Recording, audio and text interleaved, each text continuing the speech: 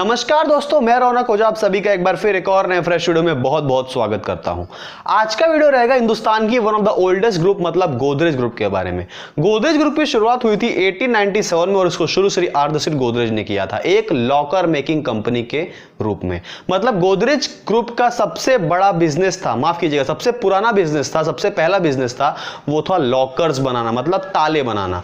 तब से लेकर दोस्तों आज तक गोदरेज ग्रुप कई सारे सेक्टर्स में फैल चुकी है, जैसे real estate sector, consumer care sector, Agrovet sector, chemical sector, industrial engineering sector, electronic sector, furniture and interior sector और सिक्योरिटी सेक्टर में यह कंपनी काम करती है। और इन सारे ग्रुप का नेटवर्थ अप्रोक्सीमेटली निकलकर आता है करीब करीब 2 लाख करोड़ रुपीस का। और आज के डेट में इस ग्रुप के चेयरमैन है श्री अदी गोदरेज। और दोस्तों इसी ग्रुप की एक one of the most valuable subsidiary मतलब गोदरेज कंज्यूमर प्रोडक्ट्स लिमिटेड के बारे में आज मैं छोटा सा फंडामेंटल एनालिसिस करूंगा और आपको बताऊंगा कि क्या वाकई में यह कंपनी जैसे कि मल्टी बैगर स्टॉक पिछले 10 सालों में साबित हो चुकी है, क्या आने वाले 10 सालों में भी ऐसा साबित हो सकती है या नहीं, इसी का फंडामेंटल एनालिसिस करेंगे। तो चलो शुरू करते हैं।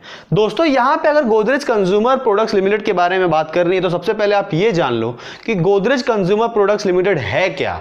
पहली बात तो यह कि it is one of the most valuable FMCG sector company of India. यहां पे दोस्तों आप ये समझ लो कि ये एक एफएमसीजी कंपनी है जिसका काम डेली यूजेस के प्रोडक्ट्स बनाना है। जैसे इसके पोर्टफोलियो में करीब करीब 20 से ऊपर ब्रांड्स आपको देखने को मिल जाएंगे, जैसा कि आप अपने स्क्रीन पर ही देख लो। कई सारे ब्रांड्स हैं जिसमें लाल हिट, काला हिट आ गया, गुड नाइट आ गया, सिंथॉल आ गया, इजी आ गया, गोदरेज मैजिक हैंड वॉश आ गया, उसके बाद गोदरेज एक्सपर्ट डाइज आ गया, बी ब्लंट आ गया, और भी दोस्तों कई सारे इसके ब्रांड्स हैं जो कि आपके स्क्रीन पर ही आपको देखने को मिल रहे हैं। अब दोस्तों यहां पे आपने इतने सारे इसके ब्रांड स्क्रीन पर देखे, लेकिन आपने एक चीज नोटिस की, इसकी चैलेंज मैं आपको करता हूं कि आप इन सारे प्रोडक्ट्स में से 20 ब्रांड थे, 20 में से अप्रोक्सीमेटली 5 से लेकर 6 ब्रांड तो अपने घर में रखे होंगे, इसका गारंटी है। क्योंकि दोस्तों गोदरेज एक्सपर्ट डाइज हर कोई लगाता है, आजकल जो भी बुढ़ा गया है उसको जवान होने का बहुत शौक रहता है। यहां पे दोस्तों अगर आप ये समझ लो कि आप कोई दुकान पे जाते हो, भाई मच्छर मारने की दवा चाहिए, कॉकरोच मारने की दवा चाहिए, लाल हिट काला हिट के अलावा किसी के जुबान पे कोई नाम आता ही नहीं है। मच्छर मारना है, गुड नाइट के अलावा कोई नाम आता ही नहीं है। कोई कछुआ छाप लेना होगा तो भी कोई कहेगा भाई साहब गुड नाइट देना, ये नहीं कहेगा भाई साहब मॉर्टिन देना, भाई साहब कोई अलग ब्रांड वाला कछुआ छाप देना, या फिर गुड नाइट के लिक्विड देना, रोल देना, फास्ट कार्ड देना, वो टिकट वाला आता है मशीन वो देना। नहीं, गुड नाइट एक अलग ब्रांड बन चुका है। जैसे अपने कैटेगरी में टूथपेस्ट के मामले में कोलगेट का एक अलग प्रोनाउंसिएशन टूथपेस्ट नहीं कहा जाता, कोलगेट कहा जाता है। नूडल्स को मैगी के नाम से जाना जाता है। वहीं पे ये मॉस्किटो रिपेलेंट जो सेक्टर है उसको एक गुड नाइट का नाम दे दिया गया है, जो कि गोदरेज कंज्यूमर प्रोडक्ट्स लिमिटेड की शान है। अब दोस्तों यहां पे आप एक बात समझ लो कि इन सारे सेक्टर्स जो कि आपने स्क्रीन पर देखे, इसमें से 3 सेक्टर ऐसे हैं, पर्सनल केयर, हेयर केयर और इंसेक्टिसाइड्स रिपेलेंट मतलब मच्छरों को कॉकरोचेस को मारने की जो दवा है, लाल हिट काला हिट, बस इतना समझ लो। ये 3 सेक्टर ही गोदरेज कंज्यूमर प्रोडक्ट्स लिमिटेड को 81% कंट्रीब्यूशन देते हैं रेवेन्यू में। समझ रहे हो बात को? 81% रेवेन्यू इसी 3 सेक्टर से ही कंपनी को मिल जाता है। मतलब आप ये समझो कि good night, hit, Godrej expert dice कितना मजबूत ब्रांड है इस कंपनी के लिए। अब यहां पे आप ये समझो कि 81% रेवेन्यू तो इसको इन 3 सेक्टर से मिल गया। बाकी का रेवेन्यू कहां से आता है? तो बाकी का रेवेन्यू आता है इसमें से जो बचा करीब करीब 19%, उसमें से 8% रेवेन्यू आता है गोदरेज एयर से। अभी अभी हाल ही में पिछले 8-10 सालों में कंपनी ने एक नया प्रोडक्ट लॉन्च किया है, फ्रेग्रेंस के सेक्टर में कंपनी उतरी है, गोदरेज एयर, जो आप कारों में लगाते हो, जो आप अपने रूम फ्रेशनर्स में लगाते हो, जो आप अपने टॉयलेट्स में लगाते हो, वो कैटेगरी में गोदरेज एयर 8% का कंट्रीब्यूशन देता है गोदरेज कंज्यूमर के रेवेन्यू को। बाकी के जो बच जाते हैं 10-11% वो दोस्तों गोदरेज के हैंड वॉश आते हैं, सैनिटर हो गया, अलग अलग और ब्रांड्स हो गए जो लोकल जो भी गोदरेज चलाती है, जो कि नए इनोवेट हुए हैं गोदरेज के द्वारा। सैनिटर हो गया, अपना गोदरेज प्रोडक्ट हैंड वॉश हो गया, और भी कई सारे जैसे मीतू के बेबी केयर प्रोडक्ट्स हो गए, और भी बहुत सारे ब्रांड्स हो जाएंगे छोटे मोटे। वो 11% का कंट्रीब्यूशन देते हैं इस कंपनी को। तो यहां पे आपको पूरा रेवेन्यू मॉडल मैंने आपको समझा दिया कि गोदरेज को कितना पैसा कौन से सेक्टर से मिलता है, कौन से सेक्टर का सबसे ज्यादा कंट्रीब्यूशन है, कौन से सेक्टर का कम कंट्रीब्यूशन है। ठीक है, ये सबको साइड में रखो। अब दोस्तों यहां पे आपको ये बात करनी है कि मैंने आपको एक चीज बताई कि इसके पास 20+ ब्रांड्स है, जो कि इसके लिए बहुत अच्छी बात है। और कुछ ब्रांड तो ऐसे हैं जो कि लोगों की जुबान पर ही रहते हैं, जो लोग हर रोज यूज करते हैं। लेकिन दोस्तों इसका एक छोटा सा डिसएडवांटेज ये है कि ये इंडिया की one of the most valuable FMCG company है, लेकिन इसके पोर्टफोलियो में सिर्फ 20+ ब्रांड्स हैं। On the other hand Marico 67,000 crore की कंपनी है, उसके पोर्टफोलियो में 25 से ऊपर ब्रांड्स हैं। HUL हिंदुस्तान यूनिलीवर लिमिटेड, जो कि सबका बाप है, उसके पोर्टफोलियो में 50 से ऊपर ब्रांड्स हैं। तो यहां पे दोस्तों गोदरेज कंज्यूमर को आपको यह देखने को मिलता है कि it need to add some more brands in its portfolio. मतलब यहां पे कंपनी को और 2-4 ब्रांड्स इनोवेट करके अपने पोर्टफोलियो में लाने होंगे। जैसा मैंने पिछले वीडियो में बताया था कि मारिको हर साल एक्विजिशन कर रही है, जैसे सेटवेट का एक्विजिशन किया, बर्डो का एक्विजिशन किया, उसके बाद हेरन केयर का एक्विजिशन किया और मार्केट लीडर बन गई। वहीं पे दोस्तों गोदरेज कंज्यूमर को भी कुछ एक्विजिशन करने होंगे। जस्ट एग्जांपल ले लो, जस्ट एग्जांपल बता रहा हूं। WOW वो कितना मस्त ब्रांड है, मान लो गोदरेज ने उसको खरीद लिया तो। मामा अर्थ मान लो गोदरेज ने खरीद लिया तो भाई साहब कितना बड़ा रेवेन्यू हो जाएगा। अभी हाल ही में अपने रेवेन्यू को बढ़ाने के लिए पतंजलि ने रुचि सोया को खरीद लिया तो 30,000 करोड़ का रेवेन्यू पहुंच गया उसका। वहीं पे आप समझ लो कि मान लो ये ब्रांड्स हो गए, जैसे अभी इनोवेट हो रहे हैं, जैसे वो मैंने बता दिया, मामा अर्थ बता दिया, और भी कई सारे ब्रांड्स। मैं जस्ट एग्जांपल ले रहा हूं, ऐसा नहीं बोल रहा हूं कि यही लोग खरीद लें, जस्ट एक एग्जांपल ले रहा हूं कि अगर ये ब्रांड्स को या फिर कोई अलग ब्रांड्स को गोदरेज एक्वायर कर लेती है तो गोदरेज के रेवेन्यू मॉडल में एक बहुत बड़ा बूस्ट आ जाएगा और यहां से इसकी प्रॉफिटेबिलिटी, रेवेन्यू सब कुछ बढ़ जाएंगे। और इसके सबसे बड़ी बात तो ये कि इसके पोर्टफोलियो में 2-4 ब्रांड्स और ऐड हो जाएंगे, जो कि इसके लिए बहुत अच्छी बात रहेगी दोस्तों। तो यहां पे दोस्तों गोदरेज के पास अभी at this point of time, at this valuation, at this situation थोड़े कम ब्रांड्स हैं as compare to Marico and HUL and other more companies as well.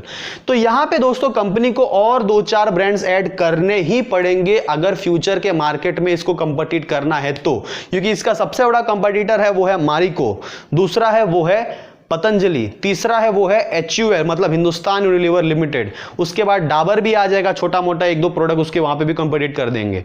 अब यहां पे दोस्तों मैंने आपको बताया कि कंपनी, जैसे मारिको का मैंने एग्जांपल लिया कि मारिको इसका कंपटीटर है। कैसे है?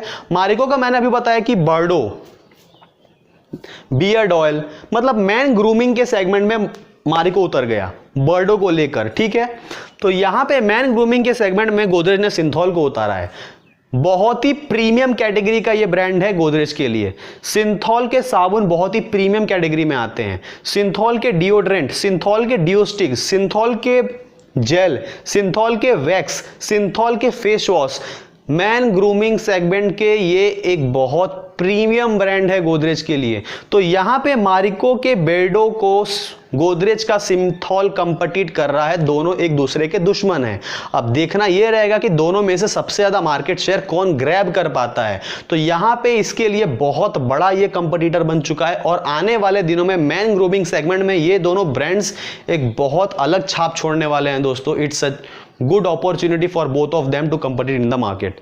अब यहां पे अगर आप इसके कुछ नंबर्स के बारे में बात करोगे तो नंबर्स कुछ ऐसे हैं दोस्तों कि इस कंपनी का 1 साल का रेवेन्यू है वो करीब 11,000 करोड़ का है, जो कि पिछले साल से अप्रोक्सीमेटली 10% से बढ़ा है।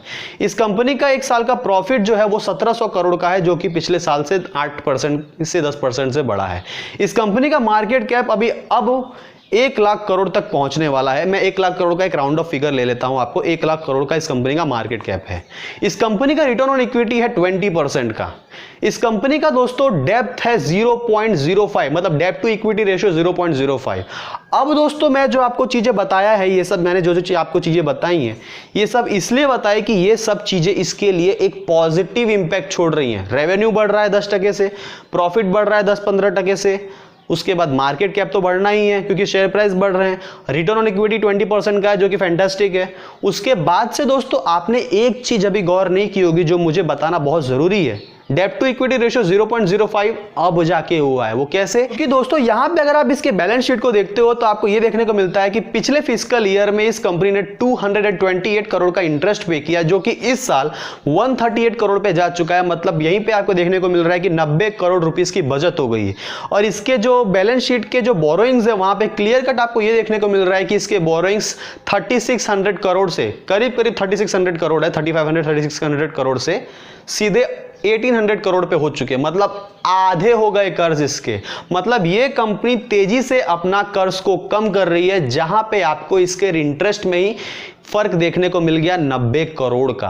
तो सीधी सी बात है, प्रॉफिटेबिलिटी बढ़ जाएगा ना। 100 करोड़ बचा लिए इंटरेस्ट तो प्रॉफिटेबिलिटी बढ़ गया। और दोस्तों कंपनी के लिए आने वाले दिनों में भी इसका मार्केट इतना शानदार है कि पूछो मत। आज भी गोदरेज डाई को कंपीट करने के लिए बहुत सारे लोकल ब्रांड्स खड़े हैं, लेकिन ताजमहल की तरह, कुतुब मीनार की तरह ये इसको कोई हिला नहीं पाया। आज भी दोस्तों गुड नाइट को कोई हिला नहीं पाया, जैसे मैगी को कोई नहीं हिला पाया, कोलगेट को कोई नहीं हिला पाया, मारुति सुजुकी को कोई नहीं हिला पाया, वैसे गुड नाइट को कोई नहीं हिला पाया। तो यहाँ पे दोस्तों, यहाँ पे इसके लिए गुड नाइट एक बहुत अच्छा ब्रांड है, गोदरेज एक्सपर्ट एक बहुत अच्छा ब्रांड है, सिंथॉल एक बहुत अच्छा ब्रांड है, हिट एक बहुत अच्छा ब्रांड है, स्वेटर को धोने के लिए जो इजी आते हैं वो एक अच्छा ब्रांड है, गोदरेज प्रोटेक्ट हैंड वॉश एक अच्छा ब्रांड है। उसके बाद से सैनिटर एक नाम का इसने लिक्विड लॉन्च किया है जो कि सैनिटाइजर्स बनाती है, वो एक अच्छा ब्रांड है। उसके बाद से दोस्तों अब आप ये समझ लो कि ये कंपनी एक एमएनसी कंपनी है, जिसका 54% रेवेन्यू इंडिया से आता है और बाकी का revenue Indonesia, middle east, Africa, America, उसके बाद से और भी कई छोटी मोटी कंट्रियों से आता है। मतलब ये कंपनी एक एमएनसी कंपनी है, जहां पे इसको इंडिया में करीब करीब 20 से लेकर 25% का मार्जिन मिलता है, वहीं पे 10 से लेकर 15% का मार्जिन इसको आउट ऑफ इंडिया से मिलता है।